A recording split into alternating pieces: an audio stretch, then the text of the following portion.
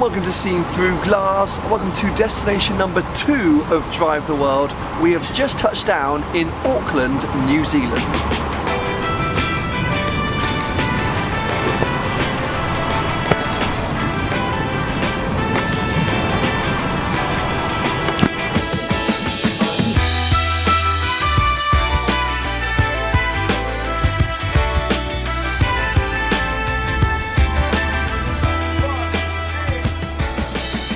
And here is the car that I'm going to be using for the next few days on the North Island in New Zealand. The brand new, well it's actually not that brand new anymore, but the new Continental GT from Bentley. I have spent some time on one of these cars before, but I've never really documented it on the channel, so I'm super excited to spend the next few days in this thing. For any of you that missed the previous video, my 911 Carrera T is now on a ship from Australia back to Europe, so whilst I'm visiting other places, I'm going to be borrowing cars like this Continental GT.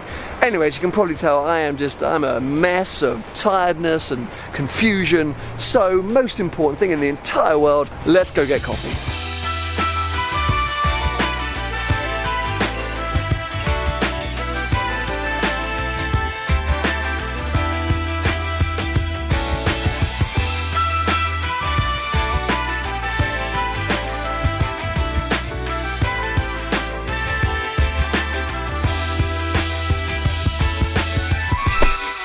I think we both admit that maybe it's the coffee talking, but oh, New Zealand's nice, isn't it? Oh, I mean, that breakfast was delicious. The sun is coming out.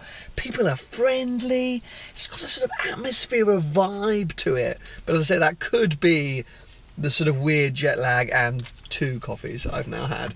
Anyway, here we are in our very nice Bentley with this lovely heavy key. It always got such a weight. Everything in a Bentley has a weight to it. Maybe an unneeded weight, but it's just, oh, what have I broken? Nothing yet. It's action stations from the minute we've landed, basically. We are headed today to something called Leadfoot. I believe it's called Leadfoot. And I think it's New Zealand's sort of version of Goodwood Festival of Speed. Maybe not on quite the same scale, but I think it's a mega hill climb event on some guy's private land. So relatively similar to Festival of Speed. So we're going to get there, and it's going to be our first taste, I suppose, of the sort of New Zealand car culture. But I've got an RS3 right in front of me. I saw an RS4 at the airport. We had a G-Wagon cruise past. I've seen a Tesla Model X. What? Have you seen that thing? There's like a cool, it's like a pre-war. I love New Zealand! This place is so fun!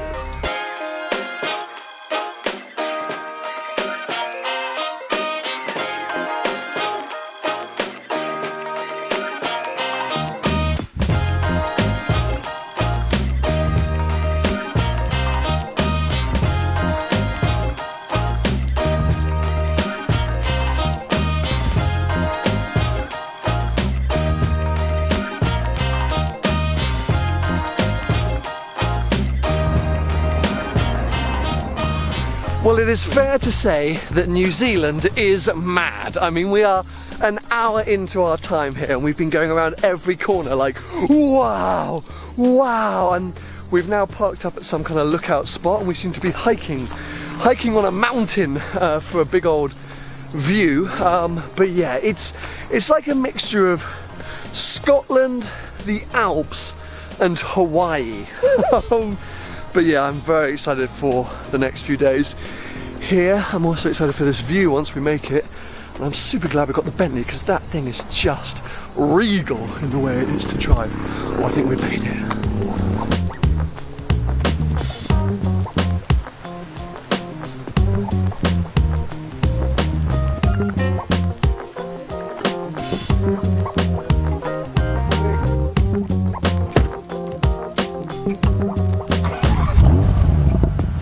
Now testing the Bentley's true Grand Tourer characteristics. Not really doing off-roading, but just going down this little dirt track because, actually I know what I'm going to do. Here we go, car, raise suspension. I just saw like a really cool river bay type place and the car was parked by the side, so I thought, well, we might go and do the same because it looked pretty cool. I'm not sure this is the route though, Sam. No, we're going a bit off route, but Hey, it's our first time in New Zealand. We've got to do a bit of exploring, right? Slow and steady, that's the trick with off-roading. And, you know, I know this isn't off-roading, but when you're in a £300,000 Super GT, anything that's not tarmac is off-roading.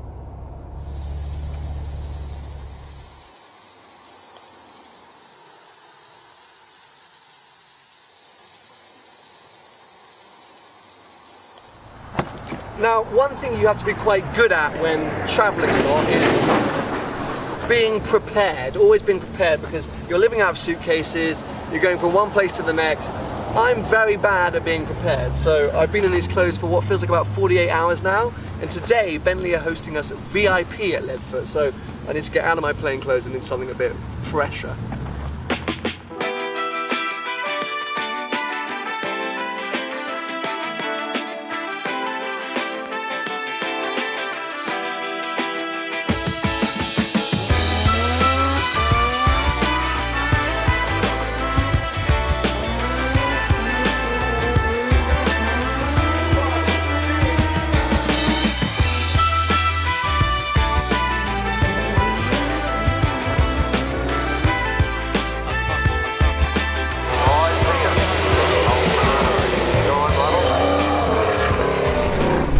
Well, this place is absolutely wicked. Welcome to Leadfoot Festival in the absolutely stunning New Zealand countryside, mountainside. I'm not really sure exactly where I am. I think this is the Coromandel. Anyway, it's about 2 hours east of Auckland, and it feels like we're in the middle of nowhere, but it also feels like we are in the middle or the centre of New Zealand automotive enthusiasm. This place is really set up as a Goodwood Festival of Speed for this part of the world. It has so many similar elements, and it's got that same feeling, that same atmosphere, which is so special. There's even a supercar paddock, there's VIP hospitality, which I've just been hanging out in, which is very nice. And then you've got cars absolutely thrashing it up the hill climb. And whilst at Goodwood they have a hill climb course, it's a bit more of a sort of parade run. Of course it has a competitive element, and some people go really... Something went mad. Oh, I think he binned it. Oh, the Subaru binned it. Sorry, that all got very exciting for 2 seconds, but yeah, the Subaru binned it. Oh, there's a helicopter landing. 2 seconds, I'll chat to you in a sec. So sorry, what I was trying to explain is that where this event differs from Goodwood is the actual hill climb itself, because the guy who owns this Leadfoot ranch and set up the entire event, Rod Millen, is a hill climber himself. I think he's a Pikes Peak champion, but I have to double check that. But it means that the hill climb course is a bit more intense than that of Goodwood, and the competition is a little bit more fierce, because whilst there is a lot of competition and a lot of people take Goodwood very seriously, a lot of it is also a bit of a parade run. Here, there doesn't seem to be much parading going on. It is hill climb focused cars only, and they are all going for it. There was a bit of drifting going on. I've seen a couple of motorbikes as well, but everything is sort of, you know, built to get up this what looks like quite a tricky course. But oh, apart from a bit of wind, all in all, it just has a mega atmosphere to it.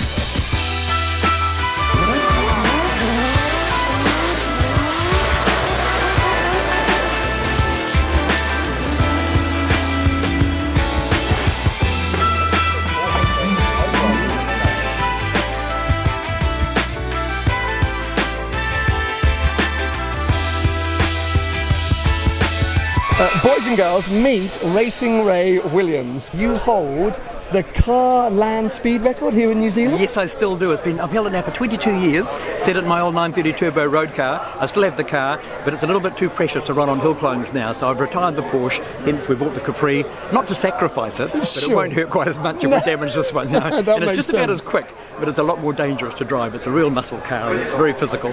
Today I've slowly got, I'm in the top 10, I'm second at the moment, behind a very lightweight Zach Speed Escort. And he's like a hill climb special car. Sure. And this is a lot heavier. And I think the car can beat him, but I've got to get it into my head. You can do it, man. I believe in you. But tell me, the land speed record then, so what was that speed? It's 319 kilometres an hour, so just under 200 mile an hour, two-way average. The trouble was you booked the road 6 weeks in advance and it was raining on the day and we couldn't change because it's a long time to wait for another day. So that was set at wheel spinning still at 200 mile an hour in the rain. Oh my God, so in a 930 turbo? Yes, 930 turbo, modified to the same chassis and suspension, still a good road car, but the engine we put a big turbo on it and a big intercooler and just hotted it up and wound up the boost. Wow. And you still own the car today? Still own the car today, never sell it. I've had it for 30 years and I love it, love it, love it. That's a piece to keep hold of. It is fabulous. And so then very quickly, just on this car one more time, so this was a South African Capri, right? South African Piranha with a Windsor 302. I can show you if you've got time. Yeah, please. So here it is. These were built in England with a V6, with a 4-cylinder or a V6, but in South Africa, apparently they had a shortage of V6 motors and they had a few excess Ford 289 Ford V8 Windsors. Hence they bolted that in, and then with homologated specials they allowed them to go to 302. We've just got a bit over 500 horsepower now, so it's a bit of a monster. Yeah, that is hold on for dear life type material. I've got some nice sticky tyres and they're working well, but I've just got to readjust myself. The tyres work so well, so I'm getting to the corners faster than I'm used to, and I can go around the corners faster than I am, so I've got a couple of seconds and we'll hey, second at the moment, I believe in you, mate. Thank you so much, I appreciate it. Thank you so much, love it. Cheers. Motorsport aficionados and hill climb enthusiasts, don't hate me too much, but I've come to the car park because as amazing as the cars are that are competing in today's hill climb event, I'm not very knowledgeable about that area of motorsport, and so whilst I can appreciate it and the level of engineering is insane, I don't have much to tell you because I don't really know much in general, but I don't know much about them. So I've come here because I know a little bit more, only a tiny bit more about these kind of cars, and this is really my first opportunity to get a glimpse into what New Zealand car people tend to drive. And just 2 minutes walking around this parking lot gives me a hint that they tend to drive all kinds of different cars. Let me show you.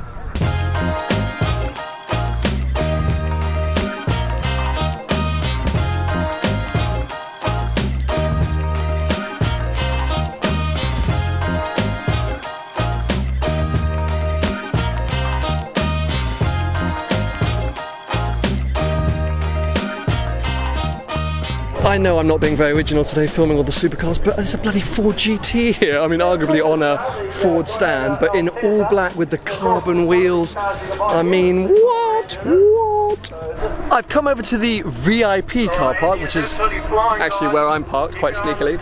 Now, as you can imagine, being in New Zealand, the home of Bruce McLaren, we're going to find a few McLaren enthusiasts during our time here. But I think I underestimated just how enthusiastic New Zealanders are about the McLaren brand. Check out the lineup behind and all around me.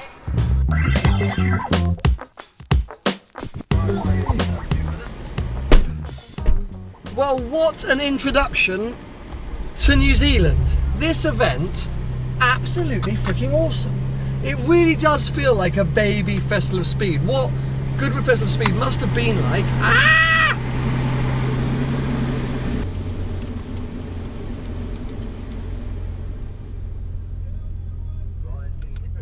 What Festival of Speed must have been like many years ago, and it has been the first sort of hint towards, I think, how crazy New Zealand car culture is going to be. Tons of things I didn't film, but I'm absolutely exhausted, and we now have an hour's drive south to our hotel for the evening, and we need to get there before I pass out because I've had about 5 minutes sleep and I'm jet lagged, so don't want to show off, but yeah, pretty tired over here.